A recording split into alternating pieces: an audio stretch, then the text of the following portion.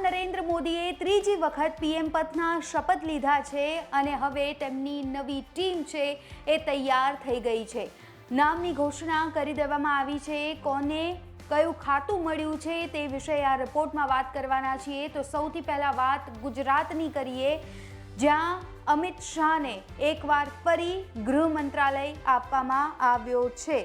જી હા, ગુજરાતના સાંસદોને કયું મંત્રાલય મળ્યું છે? સૌથી પહેલાં એ નામની વાત કરી લઈએ તો ગૃહ મંત્રાલય છે અમિત શાહને આપવામાં આવ્યું છે. એસ જયશંકર જે રાજ્યસભા સાંસદ છે તેમને ફરી વિદેશ મંત્રાલય આપવામાં આવ્યું છે. મનસુખ માંડવિયાની વાત કરીએ તો મનસુખ માંડવિયાને શ્રમ રોજગાર અને યુવા રમતગમત મંત્રાલય છે એ આપવામાં આવ્યું છે. આ પહેલાં મનસુખ માંડવિયા પાસે હેલ્થ ડિપાર્ટમેન્ટ હતું, જ્યારે હવે તેમને શ્રમ રોજગાર અને યુવા રમતગમત મંત્રાલય છે એ આપવામાં આવ્યું છે. CR પાટીલને જળ શક્તિ મંત્રાલય છે એ આપવામાં આવ્યું છે, જ્યારે નીમુબેન બામણિયાને ઉપભોક્તા મંત્રાલય તે આપવામાં આવ્યું છે. રાજ્ય કક્ષાએ નીમુબેન બામણિયાને ઉપભોક્તા મંત્રાલય છે તેની ફાળવણી કરવામાં આવી છે. આ સાથે જ આપને જણાવી દઈએ કે કુલ મંત્રીઓની સંખ્યા 72 છે, જેમાંથી 30 મંત્રીઓ કેબિનેટનો ભાગ હશે. આ સિવાય 5 મંત્રીઓને સ્વતંત્ર હવાલો છે આપવામાં આવ્યો છે.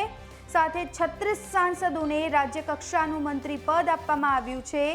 આજરોજ મંત્રીઓના મંત્રાલયની ફાળવણી કરવામાં આવી ચૂકી છે, જેની સંપૂર્ણ યાદીની આપણે વાત કરી રહ્યા છીએ. યાદી પર નજર કરીએ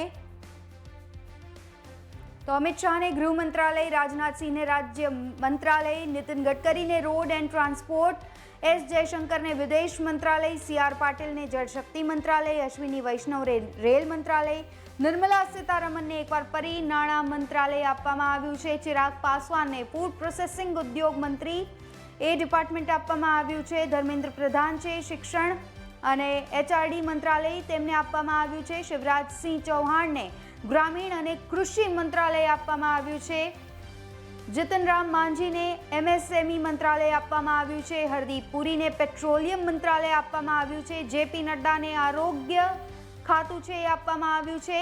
ગજેન્દ્રસિંહ શેખાવતને સાંસ્કૃતિક મંત્રાલય છે એ ફાળવવામાં આવ્યું છે. મનસુખ માંડવિયાને શ્રમ મંત્રાલય અને રમતગમત મંત્રાલય તેમને આપવામાં આવ્યું છે. અન્નપૂર્ણા દેવીને મહિલા અને બાળ વિકાસ મંત્રાલય આપવામાં આવ્યું છે. રામ મોહન નાયડુને ઉડ્ડયન મંત્રાલય આપવામાં આવ્યું છે. ગિરિરાજસિંહને કાપડ મંત્રાલય, પિયુષ ગોયલને વાણિજ્ય મંત્રાલય, કુમારસ્વામી જેઓ JDSના છે તેમને ભારે ઉદ્યોગ મંત્રાલય આપવામાં આવ્યું છે.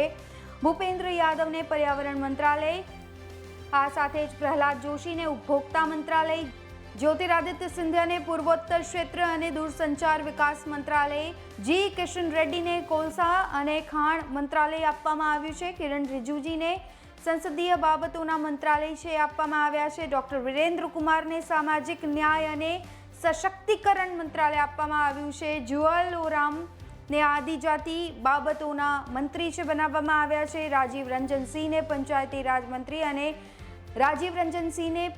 રાજમંત્રી અને ફિશરીઝ એન્ડ ડેરી મંત્રાલય છે આપવામાં આવ્યું છે. HD કુમારસ્વામીને ભારે ઉદ્યોગ મંત્રી અને સ્ટીલ મંત્રી બનાવવામાં આવ્યા છે.